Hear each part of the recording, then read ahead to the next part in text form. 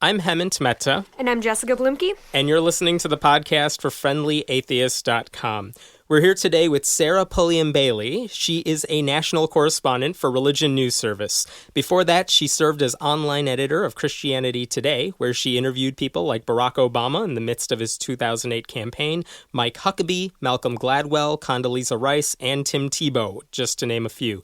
She's also a former contributor to the excellent Get Religion blog on Patheos, a site that critiques stories about religion in the media. Sarah, thank you so much for joining us. Thanks for having me. Absolutely. So you attended Wheaton College in Illinois, where you headed up their campus newspaper for several years. Where did this passion for newspapers and journalism come from? Because it seems like you've been doing it for a while now. Yeah, I did start at Wheaton. That's where I started doing journalism for the most part. And I always wanted to go into newspapers and wanted to cover just anything like cops and courts, which are sort of general assignment newspaper beats. But while I was at Wheaton, I did an internship with Christianity Today, and that's where I sort of like got clued into what religion news looks like. I always thought, I want to cover normal news, like general news. I don't want to be pigeonholed into religion necessarily. But when I was at Christianity Today, that's where I discovered that religion is actually a really great way to cover all beats, because you can write about religion and politics, religion and business, religion and education. And so it was just a great lens with which to look at the world with. I'm curious, what part of covering religion, I'm wondering what the connection is between going to a Christian school like Wheaton College and then covering religion. I mean, do you have a unique perspective coming from a religious background yourself, or that you think you might not have had if you went to, say, a more secular college? So to some extent, yes. I mean, you can be non-religious and cover religion just as well as anybody who comes from a religious background. But I do think that I sort of am in tune with what people who are religious are talking about. Just, as basic as my Facebook friends are talking about this, all the same thing. It must be a big news story. Or, just again, the people you're clued into, you tend to be because of your education background. And so, like I said, I don't think you have to be religious to cover religion well, but I am clued into certain things. And I'm very aware of how important religion is to people. Growing up in a family where religion was so core to everything we did, and including, not just Sundays, but like throughout the week where we volunteered, how we gave our money, that sort of thing. So I understand how important religion is to people, no matter what faith they come from, whether it's Muslim or Mormon or evangelical, Catholic, that sort of thing. And I think also, just again, coming from a religious background, I think knowing that all religions sort of take a golden rule: do unto others as you would want them to do unto you. And I try to sort of practice that in my reporting, just in general. Like if I'm covering somebody who's not of my faith, I try to treat them, in their religion, how I would want my faith and my religion treated. Again, you don't have to be religious, but I do think that it does shape my coverage in some ways. So you've had the opportunity to interview a lot of really high-profile people, but is there anybody who's kind of escaped your grasp that you'd love to chat with? Is there anybody who you still haven't been able to talk to, who you'd like to? Anybody I'd like to interview? Mm-hmm. So Hillary Clinton is somebody who I would just love to sit down and talk to her more, in that she has a really strong faith background, but she doesn't talk about it very much. She's United Methodist, and she, whenever she talks about her favorite books, she cites the Bible, that sort of thing. But I think what I would really like to pick apart is how faith influences, or maybe doesn't influence, her policy, where it is appropriate and where it isn't appropriate. Especially when she was Secretary of State, she dealt with a lot of religion and foreign policy issues, and I would just love to go through that with her, with what issues or countries that she was really concerned about or interested in as she was Secretary of State, whether it's international religious freedom or just other issues that related to issues of faith. because she has a strong faith background, and she's married, to someone who's Baptist. And I'd love to, sort of pick apart what that's like. Well, and I think you bring up a really interesting point in terms of, somebody like Hillary Clinton who does have a faith background versus some politicians, but she doesn't speak about it. That's not something she brings up or that almost sounds like a Democrat thing as well, where they'll say they're religious, but they don't really elaborate as much as Republican candidates would. Who lean on it. Yeah. That has to just be a right wing versus left wing thing, is it? Right? Is it just a political party thing, or are Democrats just really bad at talking about their faith? It might be, but Barack Obama he talked about his faith all the time, and part of that was, as you might recall, people thought he might be Muslim, so he had to sort of bring up his Christian faith all the time. I also think that, with the base of the Democratic Party being, some of whom are black, that I think that there's a lot, President Clinton, Bill Clinton could talk about his faith and sort of appeal to that demographic, those who go to black churches and that sort of thing. So I don't think it's necessarily a Republican versus Democrat thing. I do think it's probably received more openly in the Republican Party. Sure. And sure, it may be a turn off to some Democratic voters, but I also think that it might be Hillary Clinton coming from a mainline Protestant perspective. I wonder if that, it's just the how you talk about faith is so different. It's not so evangelical or so open the same way that maybe Barack Obama talked about his faith, or Mike Huckabee obviously would talk about his faith. Let me ask you a question, because this is something that I've talked about with a lot of people I associate with, which is, look, in general, and I know I'm oversimplifying this, very religious people predominantly vote Republican. Secular people tend to vote Democrat. But one of the problems is, while the Republicans tend to really reach out to their religious base, Democrat candidates, they don't really seem to reach out to the non-religious bloc out there. And the demographics as well as anyone. There are so many people out there who are religiously unaffiliated. Why are Democrats so afraid, I guess, in a sense, of reaching out to those people who have no religious affiliation? Because it seems like they're going by the same playbook as the Republicans are. They're using their religious language, regardless of where they stand on religion, and they play to a religious base. But it seems like the rest of us are kind of left out in the dust. Mm-hmm.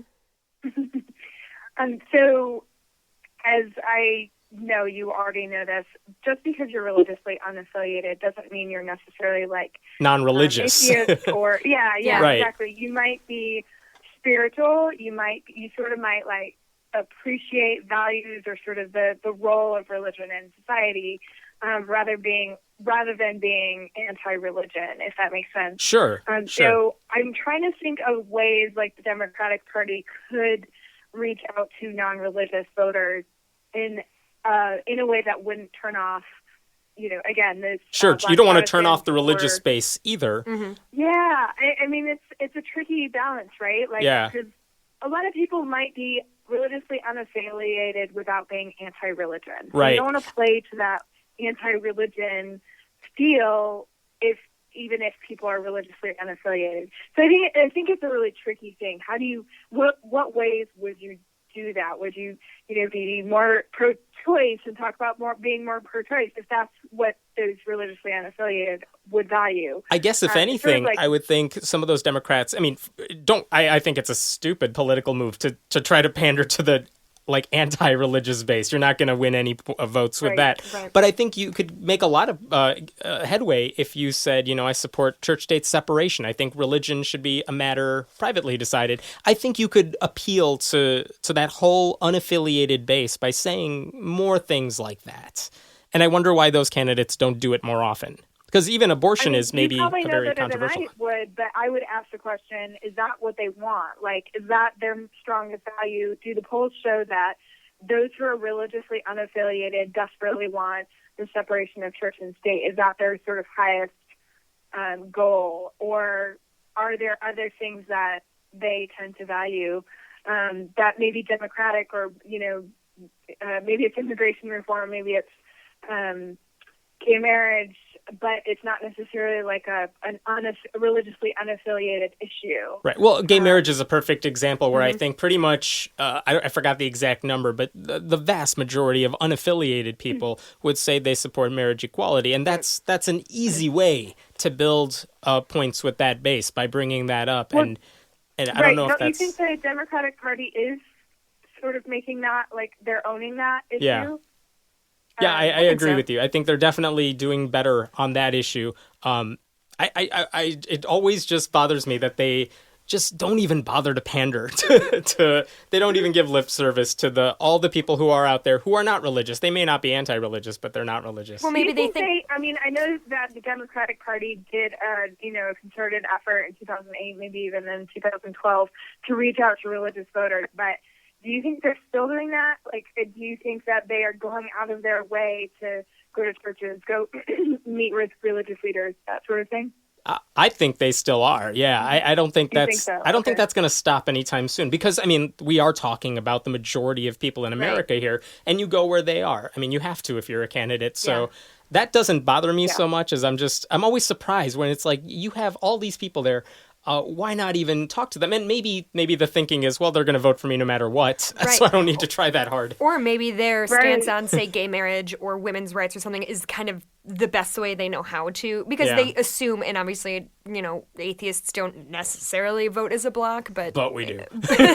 But a little bit. But so maybe they think, okay, if I come out for gay marriage, if I come out for women's rights, that's my kind of hat tip to you guys. Yeah, we're speaking in code. To the base.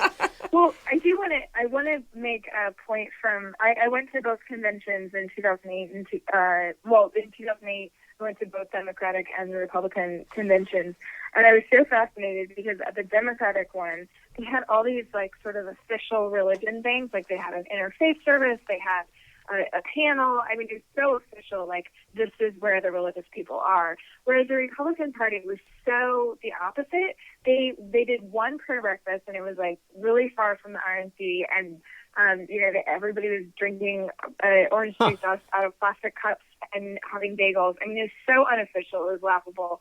And so I finally asked her, was like, why doesn't the Republican Party reach out to religious voters in a more formal way? And they said, well, we have evangelicals in leadership in the party. Like, we don't have to do anything formal to reach out to them because they're just in the ranks, whereas the Democratic Party is having to sort of figure this out and start from scratch. So I wonder if in the same way, sort of people who are religiously unaffiliated are already part of the Democratic Party and they don't need to, either in leadership or otherwise, and they don't need to, sort of make official outreach plans to get them. I think you may actually have a point. I don't doubt that there are people in our ranks, in the Democratic ranks, who are not religious at all, but they never say it out loud because they can't. It's a death sentence, politically speaking. Yeah, exactly. Bill de Blasio actually is a counterexample. I did a piece in January about how he's like the biggest example of someone who can be religiously unaffiliated. And yet, even though he's religiously unaffiliated, he does a concerted effort to reach out to, the constituents in New York, whether it's Jewish leaders, Catholic leaders, Black Protestant leaders. Again, like, even though he's unaffiliated, he's still reaching out to religious leaders. Yeah. And I don't think anyone has a problem with that. I mean, I would love to. I don't mind that. I would love to see more of that. I would also like to see them just mention us. I mean, one of the biggest things I remember was during Obama's inauguration. I forgot if it was 2008 or 2012, but he said something like, "We're a nation of Hindus and Jews and Muslims and non-believers," and it's we lost our minds. Oh my God, we went crazy. It's like, oh my God, he said our name. He said a thing. He knows who we are. Right. I remember that. And it's like, really, that's what we got excited about? He mentioned our name once and we were so excited because he pandered to us. He knows we exist. Hooray. Let me shift gears for a little bit. Sarah, I don't know if you still contribute to Get Religion, but you used to. The whole premise of the blog is that the mainstream media really doesn't understand religion, and oftentimes they do a poor job of reporting on it. In your perspective, what are the biggest things that journalists and opinion writers and bloggers, what don't people get about religion? Yeah. So I don't contribute to Get Religion, even though I still read it and still talk to the people over there. Great blog. So my frustration is not necessarily with religion reporters. People are sort of, paid to be experts on just religion specifically. It's more with general assignment reporters or other reporters, politics reporters, even sports reporters on occasion. And I could say this because my husband's a sports reporter. We talk a lot about, he works for ESPN, and we talk a lot about how, like, the sports reporters or politics reporters will just completely miss a religion angle when it's staring them in the face. There are occasions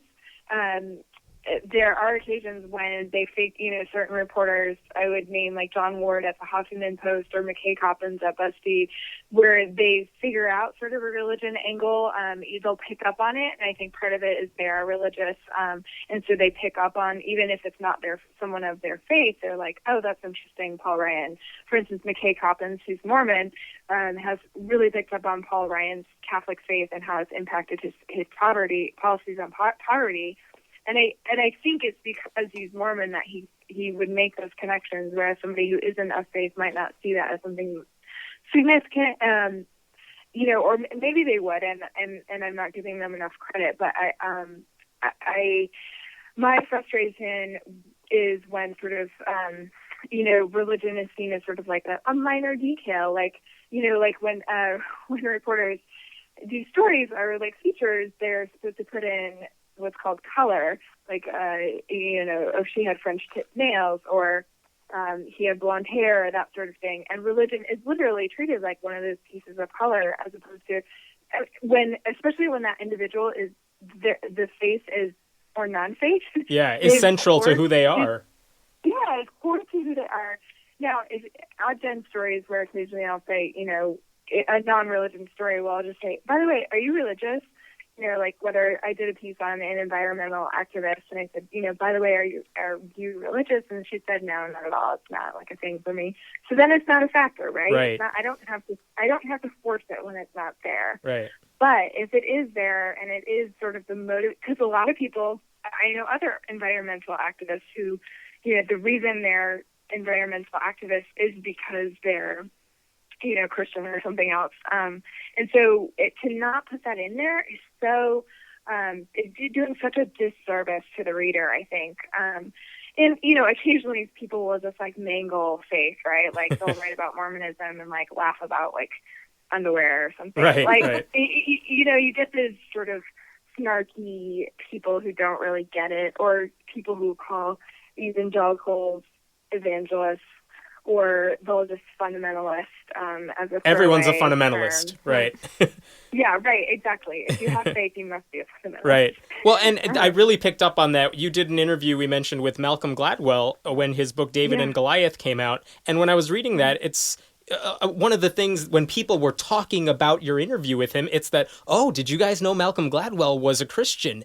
And it's such a deep part of who he is and why he wrote. I mean, there's a reason he wrote about David and Goliath. Right. It's a huge part of his faith. And you really brought that out. And I don't think I remember seeing that in any interview with Gladwell anywhere else, at least as much as that. So, I mean, yeah, you picked up on a huge part of his identity that really wasn't covered anywhere else.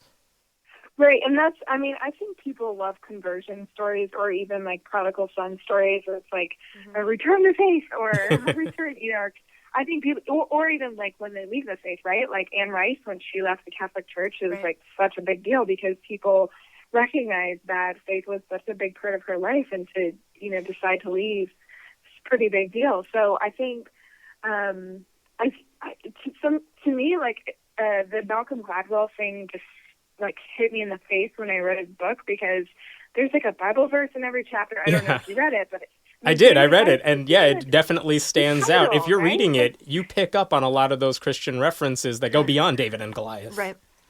But I was a little bit surprised that no one else thought to sort of pick up on it. But again, that was a story that was sort of the books beat, not the religion beat initially. It was the books beat. So if you're a book reviewer or something, you should have picked up on that. Right. But a lot of people, didn't. And I don't know if they didn't know his background or or what, because I knew just in my circles, like a lot of Christians love pre David and Goliath.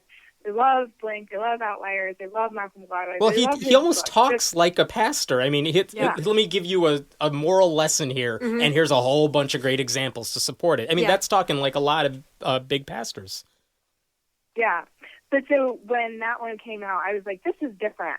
This is not like the previous ones, and there's something going on here. So.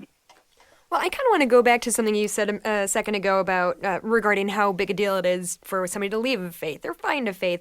Do you think that almost makes it harder because it's such a big deal if Anne Rice loses her faith? It's a news story. Do you think that makes it harder for people to be honest to themselves? Like, I've made my identity as, a Catholic person or a Jewish person, and I no longer feel that way. But if I say it out loud, it's going to become a big media firestorm in some cases. And so people stay there. I mean, the same reason pastors have trouble leaving the church if they lose their faith is because my identity is built around that. But do you think that cheapens, whatever people believe in if they feel like they are trapped in it? Well, that's a good question. I don't know if I would.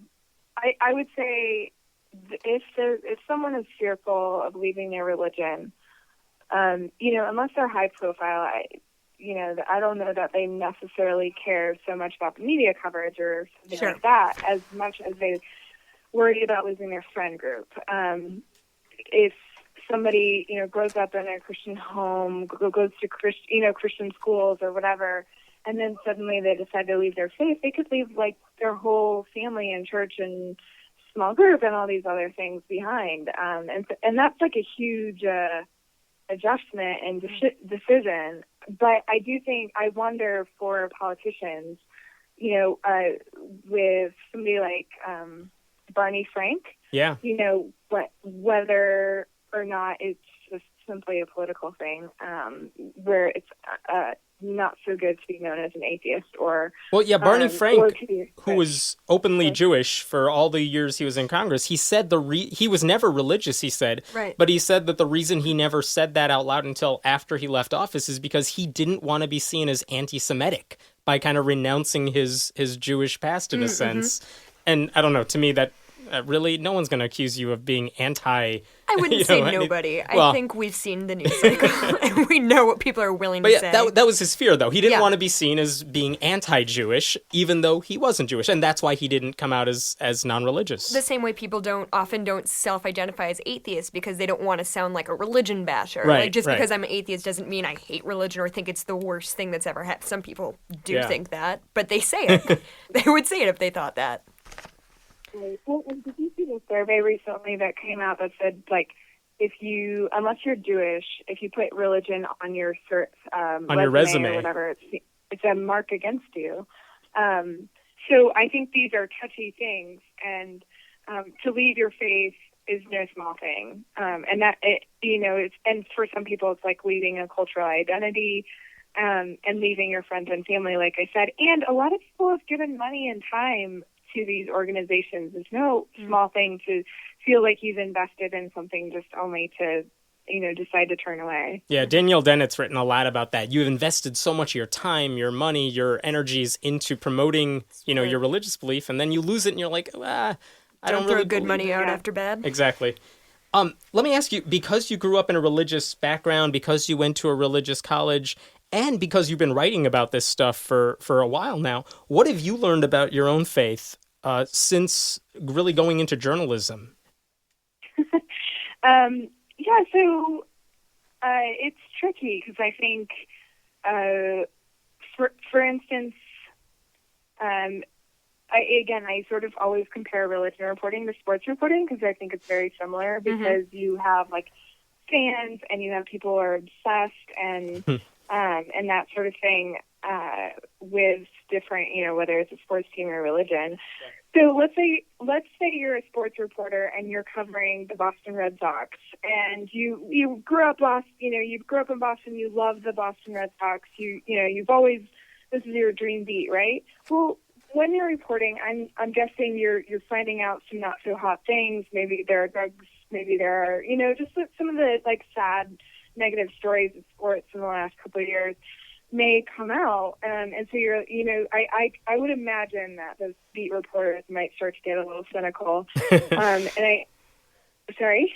No, that sounds about right. That sounds like you're going to discover a lot of things you didn't know about. I would apply that to religion too. Like, I think it can be easy to get cynical or get discouraged or get, because every day you're reading stories about abuse, sex abuse, maybe it's fine.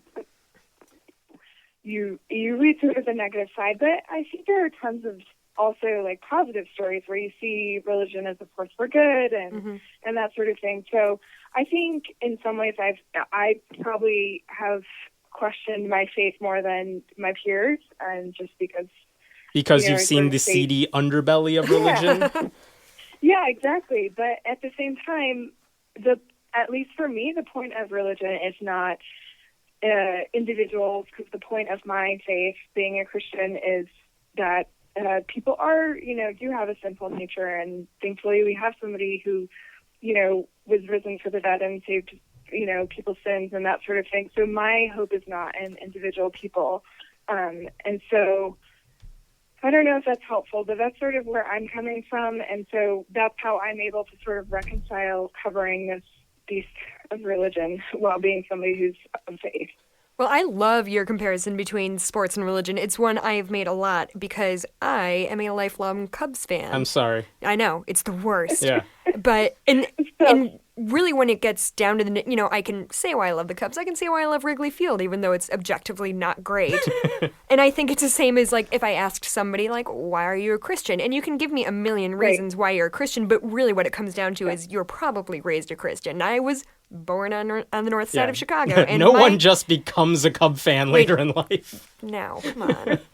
I was just at a Cubs game this week, and we lost. I'm sorry. So there you go. I ate a whole bag of peanuts. But no, I think it comes down to, like, this is just what I know. This is kind of what makes me happy, even though it makes me miserable. But go Cubs, go. Sarah, do you ever get frustrated when you read stories specifically about your faith, and maybe they're good or they're bad, but you're like, this is not the church I know, this is not the faith I grew up with? I don't know if that hits. I don't know if that hits you more being a writer about it. All the time. All the time. Like, I will see. So sometimes it's like watching like a reporter walk into a zoo and write about the zoo experience that he had today, and that's literally how I feel sometimes about people who write about faith. They're sort of seeing the exotic animals and taking a tour of the day. So that's kind of fun and interesting. But I don't know, I'm not too worried in that, like, my job especially is not to be a PR person for God or anybody else. Like, my job is to sort of document religion as I see it and as I think, it's changing, whether it's good or bad, I don't care. Doesn't matter. That's, my job is, sort of a modern historian, right? The first draft of history. And that's not to be like, again, PR or some tough stories about religion. It's to really figure out, like, what actually is happening in churches and mosques and synagogues and that sort of thing. One of because you worked for a college newspaper, and then when you did Christianity Today, where you were the online editor, but did a lot of the stuff you wrote there also go into the print publication? Yeah, well, I would write specifically for print about once a month. So okay, and then now you're writing for Religion News Service, which is almost entirely online. I don't know how much of their stories actually get into the Washington Post or other publications that post them. Yeah, they do quite a bit, actually. So is there a difference? Is there a difference?